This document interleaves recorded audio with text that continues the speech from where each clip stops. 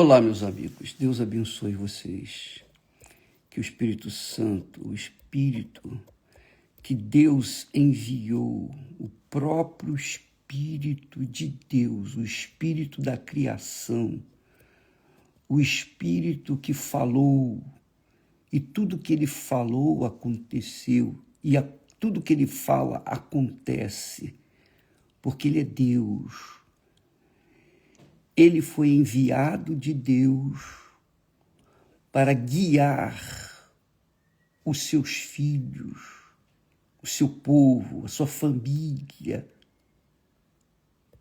todos os que são da família de Deus, que estão inseridos, obviamente, estão inseridos da família de Deus, estão inseridos no reino de Deus. Que todos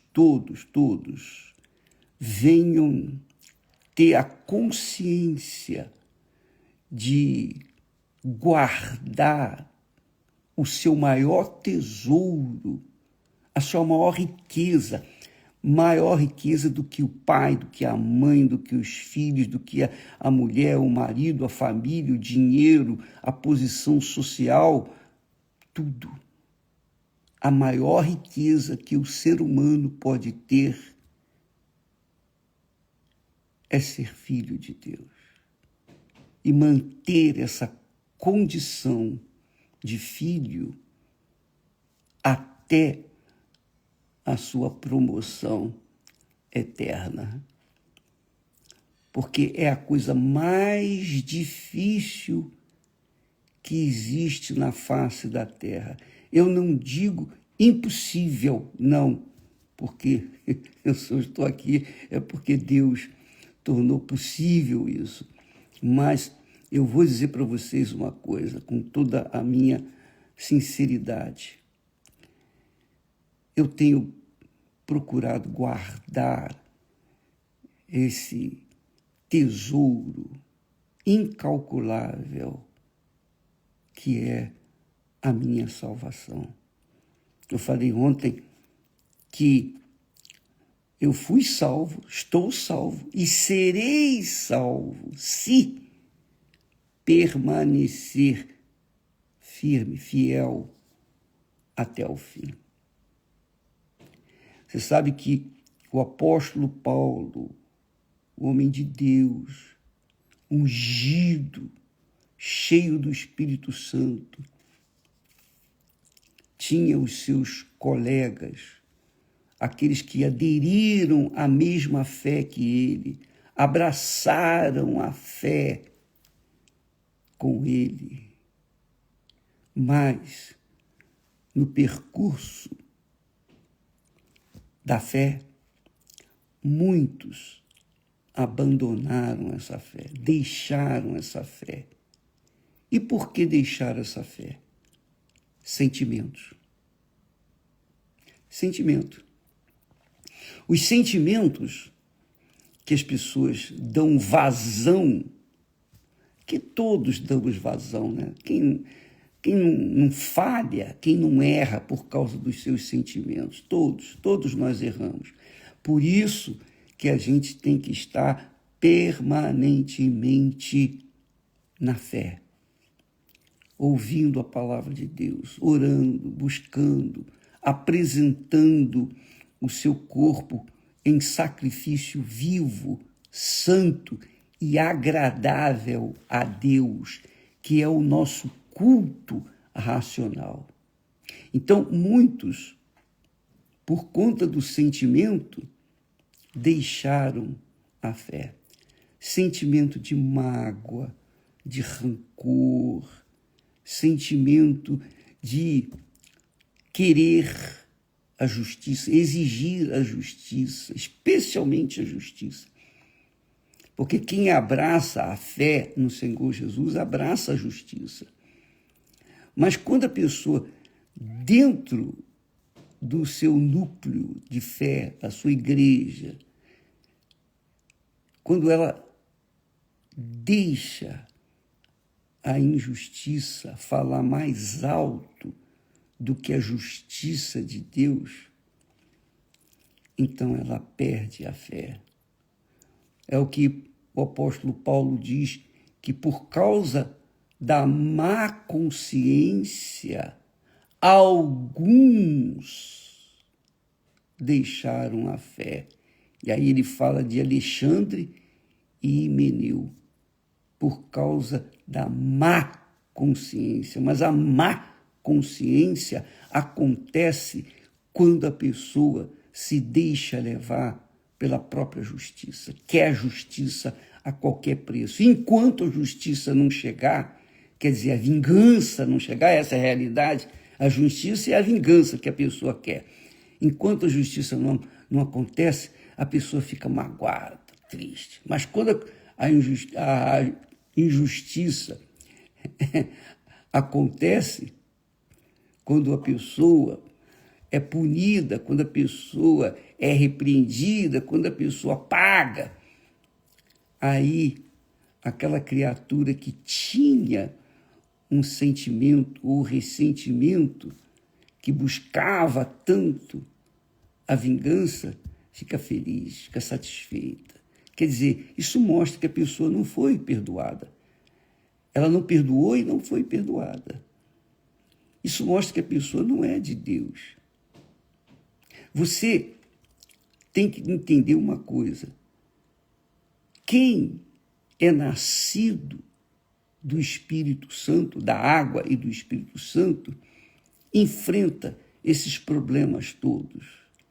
Mas, por causa da sua natureza divina, porque a pessoa é espírito, isto é, ela é espiritual, ela cede, ela se torna uma pessoa dócil. Por quê? Porque Deus foi misericordioso com ela, então ela também tem obrigação de ser misericordiosa para com o seu semelhante. Então, eu digo para você que a salvação não é tão simples, não é porque, eu aceitei Jesus como meu Senhor e Salvador, pronto, estou salvo.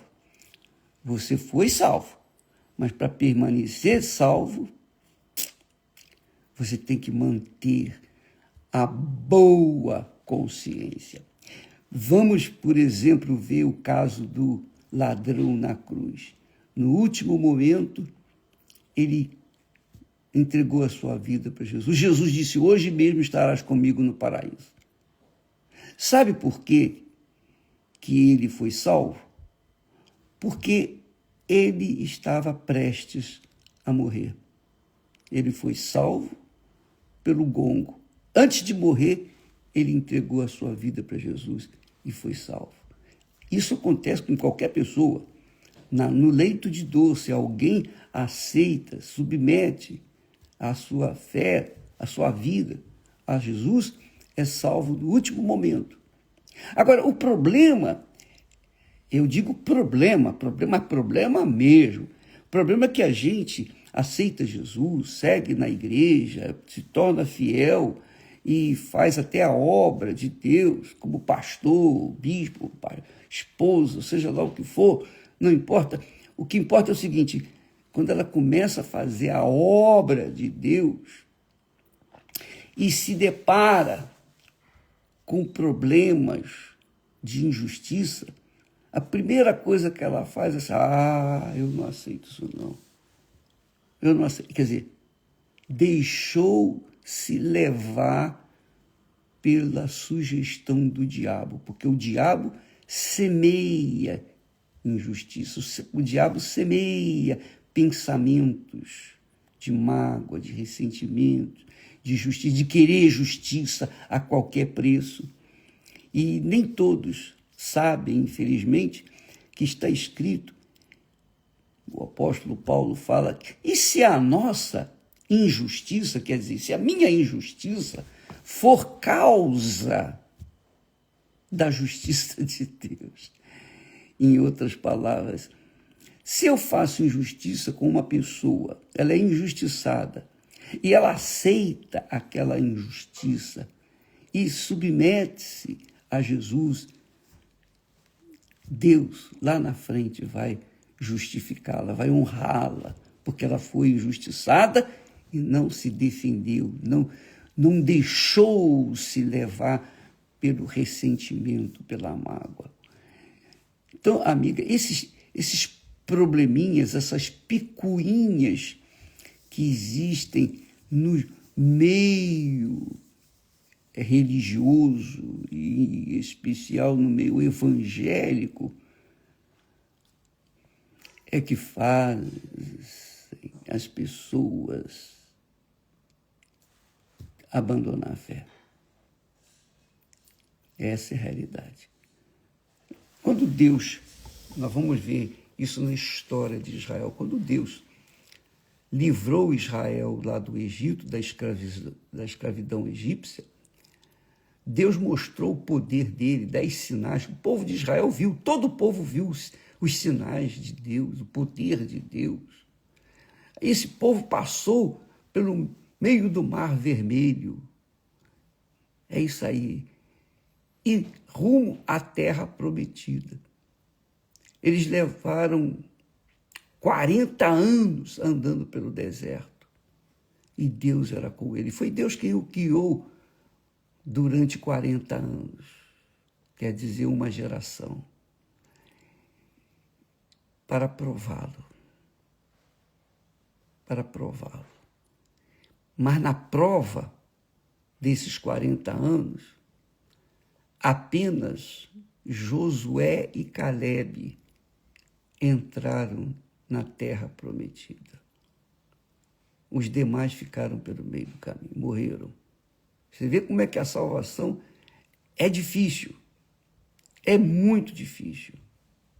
Apenas Josué e Calebe entraram na terra prometida.